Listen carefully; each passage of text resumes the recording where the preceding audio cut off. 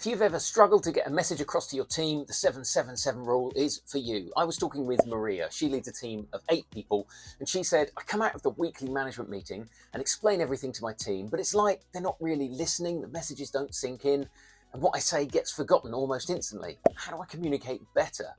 And this is really common, right? If you go into any office and ask, what can we improve?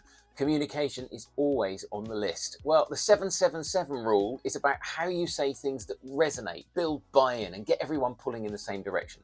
There are 3 bits, and you need all 3 for it to really work, but it's how Maria can get her team to listen and act on what she's saying. So that's what we're going to dive into today here at Leadership Jetway, where I'm all about helping you be a better leader.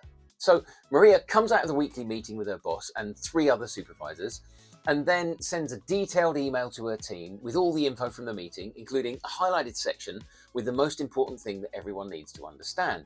And this is great, right? Cascading information down from management is one of the key jobs of a team leader.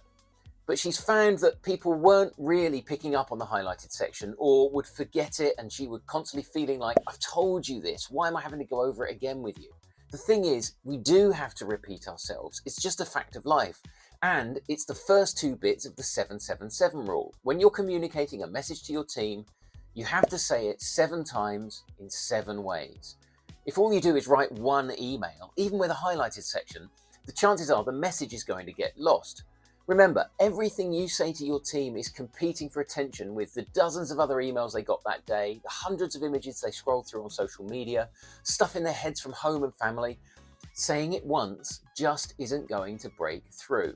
Author Pat Lencioni says, leaders have to over-communicate to the point where your team could do a good impression of you when you're not there. You have to repeat yourself over and over again. And the way that you do that is to find 7 ways to say it.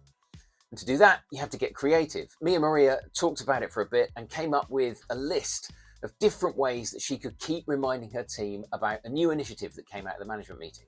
She'd already done her big email with the highlighted section on the new initiative.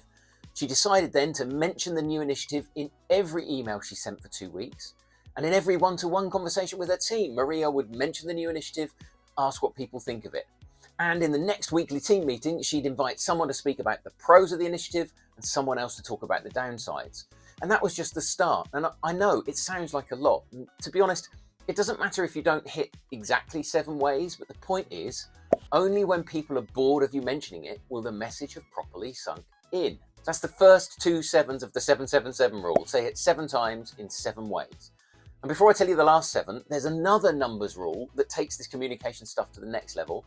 I'll tell you about that at the end of the video, so don't go anywhere. Okay, you have to say it 7 times in 7 ways. Here's the third part, as if you're speaking to a 7-year-old.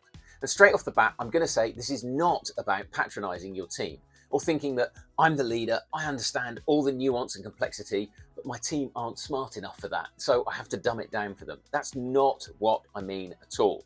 No, this is about how you get messages to sink in, be memorable, get traction in people's heads. And if your message is going to have any chance to stick, it has to be simple. Richard Branson says, complexity is your enemy. John Cotter says, simple and clear go a long way. Anything complicated just bounces off. The brain hasn't got time to process it, so it ignores it. So for Maria, don't write a big long email with a highlighted section. Write one email about the one thing that matters. When she's asking her team about the new initiative, keep the question simple. Just, you know that new initiative? What do you think about it? The point isn't to get into the thorny details. The point is to bring the initiative to mind and have a brief chat about it, because when we do that, we're causing the thing to stick. Maria is now committed to saying things 7 times in 7 ways as if she's speaking to a 7-year-old. She's stopped writing the long email, which gives her more time, and is talking about the key points with her team instead. But at the end of our conversation, I gave her something else to think about. You see, what you say is just one corner of a 3-part communication structure. The other 2 things you need to know are included in another numbers rule. It's the 7-38-55 rule. I explained it to Maria, but you should go and watch this video next, where I'll tell you all about it.